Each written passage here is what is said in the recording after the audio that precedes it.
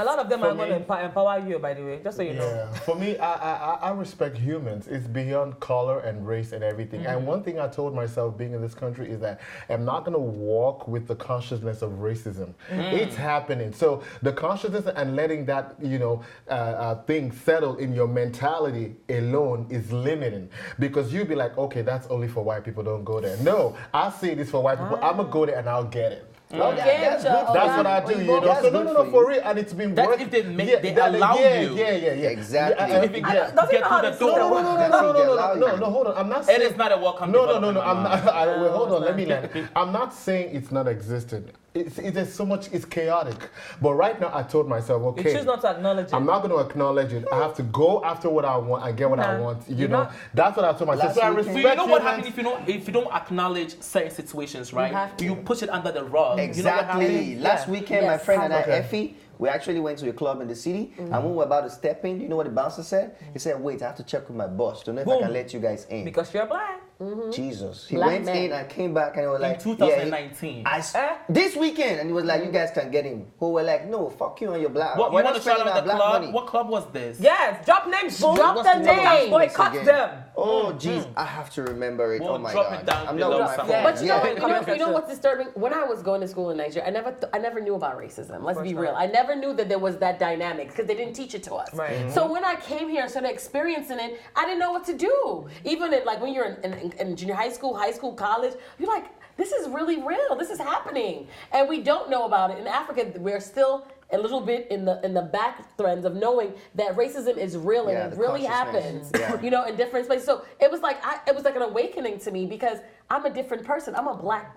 I really was aware of my color. I never was aware of my color as I am when I'm in America. I feel like it's by the time you let that settle in your consciousness, it's almost giving you that drive. It's giving you that driving force to go after what you want and achieve that. And sorry to say, some African Americans, I don't want to say most African Americans, they have this whole because of the things that they've been through in the past. So being conscious of racism, is that a good thing or a bad thing? No, conscious.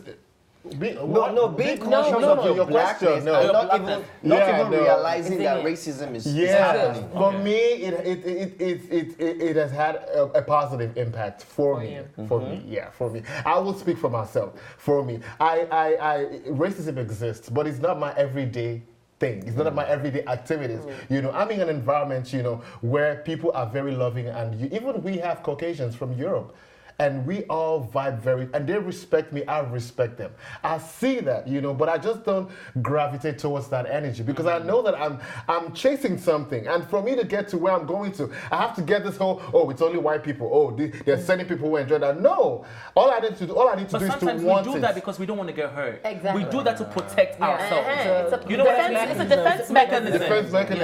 I think it's a positive thing. And as many of us, black people, including African Americans, who can work with this consciousness, together we rise and we're going to push that boundary and make progress. I feel like that's that. It sounds MLK, but it sounds great, but you're not allowed. On paper, do you even know that as a black person you have a Max different... for president. Okay, do you know that as a black person you have a different social security from other people? Yes.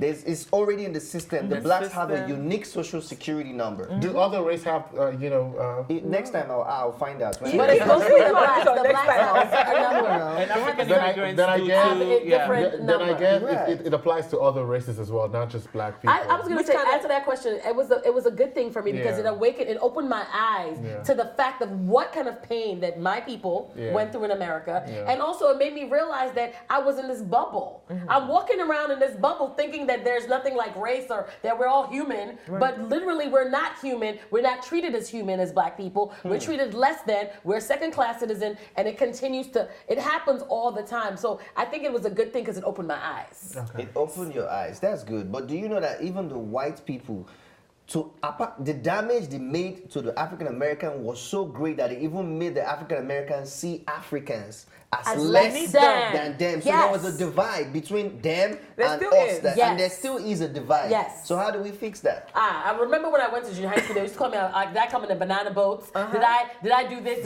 Do you guys chase animals? Do you chase animals? They actually get offended when you tell them they are from Africa too. They really get offended do by because that. they're brainwashed. And when I told them that, no, we have cars, we have houses, we have all of this, they were like, wow. But you know, all of a sudden, ever since Black Panther came out, now it's cool to be African. Wakanda forever. Everybody wants to be African. Everybody be rocking the whole dashiki clothing and stuff like that. They're not even I ashamed said that the it same took thing, a white man to show to them. enlighten The them white man about wrote what the the comic. It's You crazy. see, the same Caucasian right now is now resetting the mentality. Okay, pum, now they realize. Yeah, but if they had done a little research, they'll see that we've always had superheroes like Shango, like Amadio. We've had all this. That aside, Obatala. I did say a while back that African Americans in the States they choose when they want to identify as Africans and they choose when they don't want When it's to. convenient. When it's very convenient for them, they identify as Africans. So they're Now, treating it like a trend. yeah, I remember one time at work, then I used to work in the homeless services, and this one guy came in and said, oh, shut the hell up. That time my accent was thicker than it is right now. So the guy told me, he said, oh, shut the hell up. Go back to Africa, you African booty scratcher. I walked out of the office and I said, no, hold up. I think it's about time I tell this guy a little thing about himself. I came back, I said, let me make you understand one thing. Yeah. I am royalty. You want to know why? I didn't get taken away. My ancestors did not get taken away. Yeah. Your ancestors did, and that's why you're here. You're Black American, you're an African that got sold into slavery, that had to go through the passage to get here. Your Wicked, ancestors walked around with padlocks in their mouth, between their legs, they couldn't eat, they fed on. I said, do you ever ask yourself why you like chitlins and pig feet? Because that was what was rejected, and that's what you guys had to eat. That is what you now turn into a culture. I am cultured, you're not. So the next time you want to open that thing on your face that you call a mouth, to tell me to go back to Africa, understand I have a root. You don't. I totally agree with what you're doing. You use every moment as a teachable moment to teach that person.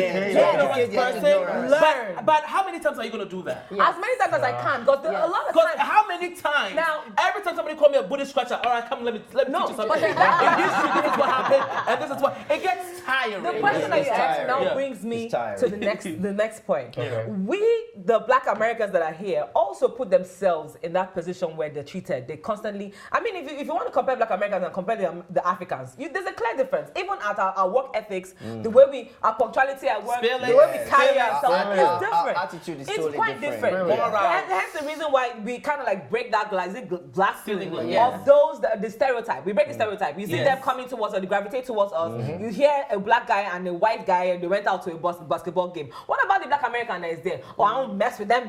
I don't mess with them. No, you have that attitude. You self change your attitude. But the thing about it is that, I know that we're you saying we want can't easily say reparations. that, Debbie, because these people have been institutionalized slavery. it's not Their their fault. minds, That's what I they said. have been Yeah, broken. they Jim Crow. conditioned them They to have think that way. conditioned and broken their minds. That's even think that they're deserving of anything worth of anything, and that's the problem. We cannot really Judge them. we can't judge them or put them down because of that. It's because they don't know better. When you don't know better, you don't do better. But Right? that has also crossed Okay. over though. That has also crossed over to even in Africa, Yeah. where it leads to bleaching because Yes. they don't want to be seen as Africans. They want to be seen as white people. So it's the system. And it's the system. also speaking You about have to break that cycle. Speaking about the African Americans, they still have this mentality that our forefathers sold them to the white man. Slavery has always happened because white people sold white people sold black people sold black Asia people. sells Don't forget So- Arabs. Arabs too. So it was I'm that still age. selling, by the way. Boom. What do you want to sell? That's still selling now in Libya. That's still selling Yeah, black because people. that was the time and that was the age and that was the business back then. Until now that they are only selling animals. So we can't keep apologizing and So apologizing. we are paying for what our ancestors did. Should we pay for what our ancestors did? I mean, for we shouldn't, selling but then we No. shouldn't. But at the same time, every moment is a learning moment. Like you were talking about how people are stuck in their ways, their mental, how they. Every moment, every awakening moment is a learning moment. You work on moving on. You work on because these things happen all around the world, as you clearly stated. It's happened in the past. Yeah. You've had different races sell different races, but then at some point they move on. They move past But the it. thing about it is that those people sold it, but were those races enslaved for 400 years.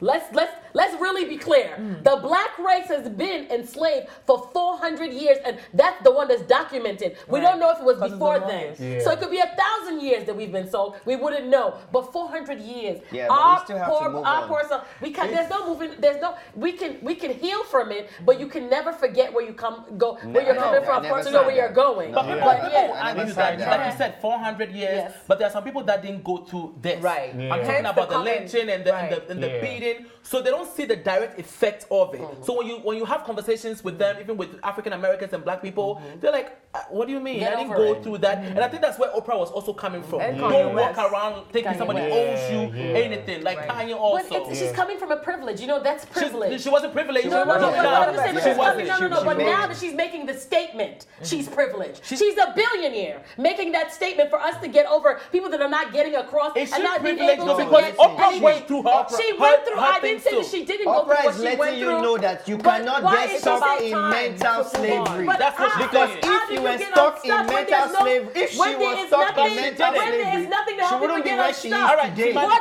What resources are around that are helping people that Oprah are is saying don't get stuck in mental slavery because if Oprah was stuck in mental slavery, she wouldn't be where she is today. Timani, go ahead. What I'm saying is Oprah is telling you don't get stuck in mental slavery. Yes. If I was stuck in mental slavery, She wouldn't I have would be done where I that. am today. And she did. She went through her struggles. Right. We God. We know She that. was raped.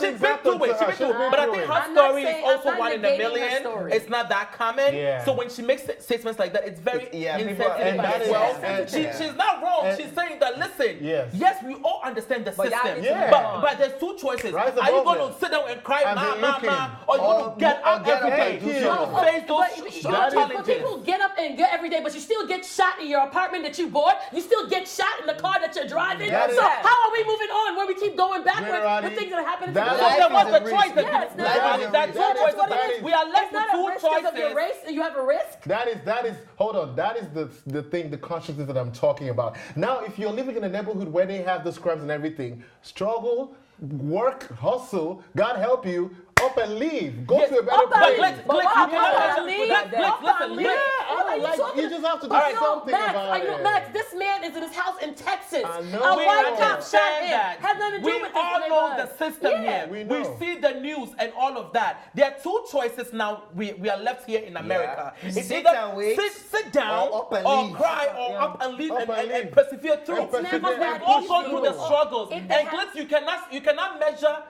You cannot measure somebody's struggle. So what are the choices? What are the choices then? I'm asking you. I mean, we have two choices one now. of the choices is, the choices is to continue to spreading the narrative. That's And sit there and not do no, anything. the just spread narrative it. of of course the narrative of you as doing what you need to do for yourself to move where you need to go. That's what she's Of course. saying. Yeah. No, but she's talking about that. I don't think I there should think be a Glex is saying narrative how to she said it. whitewash. I don't like what Maybe she it's said. how We she said cannot negate that. It's the elephant in the room. It continues to be in the room. It's there. We're still gonna move. We're still gonna persevere. But please do not negate people that are still in those Okay, spaces. okay. But And thank God- we've all heard that saying though. Yeah. Even our parents tell us, don't walk around thinking somebody owes you anything. You have Thank to you. work for it. Thank And I you. think that's what she's Thank saying. you. And you know what? It's very funny because this thing that Oprah even talked about, most African immigrants are leaving it right now in the States, and they are making so much progress. Yeah. So much progress. Even So- more than African even more than Americans. African Americans, you know. So Because they weren't traumatized like that. which You tells can't you that get stuck in the trauma. which Move on. tells you that Glex, how Hold traumatized on. were you then? Which tells you that it is No, but I'm possible. not. I'm of Africa. But I came Oprah from was Africa. traumatized. I came from Okay, Africa. but So Oprah was- I don't think it's a traumatized part, It's not. though. The fact about it is that you can have your opinion. It's fine for her to have her opinion, but it's the way that you say it, because there are people that are still going through some of these things and Yeah. they, different things. It's the way For that you real? say. You have to course. have self-efficacy. You have to be able to you know what I'm saying, to empathize with people's struggles and what it like. You know what I'm She's saying? What are also you not trying to be doing? a victim because as Oprah is right now, she's still going through it where people are looking at her. She went to Paris and Yep. tried to buy a bag, and they looked at her like, "You don't have money," even as Oprah. You know, so she's still going through it. So her message is, listen, yes, we want reparation, we want that Whatever. respect, Yeah. we want the money, we want you to pay us for what we've been through. But until that happens, until we get get that, don't just sit at home. Of course you not. have to Right. persevere through it. Right. So that's what And she's saying. for that to be possible with someone like Oprah, that means every African American should emulate that. There's so many successful black people. We have Jay-Z, we have Beyonce, we have so many notable faces in the black community. So they should look at them and say, if you can do it, I can do it too. Yeah. But It's in a the number struggle, of billionaires, we are only like a small is. percentage, though. I just want to say that. In the number of billionaires, We're coming. Africans and white and black people are small, like 2%. We're coming. Right? Alrighty. Compared. I'm just saying, we are not coming. everybody's going to be a billionaire. Of course, but there's a lot And more not white people everybody that are wants to be a billionaires than black billionaire. people. Yeah, I want to say, Not I everybody wanted wants to to touch on. resources. I want to touch on something that you said. Yeah. You said that because of your mindset coming over, you didn't have any idea as to racism and all that good stuff, right? All that terrible stuff. Now, we also made mention here that a lot of Africans in the States are thriving. They're doing things. They're doing big things. Do you now think that because we were sheltered back home, we weren't exposed to what racism really was about? That mindset actually factored into our success here in the States, because we came in going straight for gold, not caring what colorism is or what racism is, and we didn't let that affect us.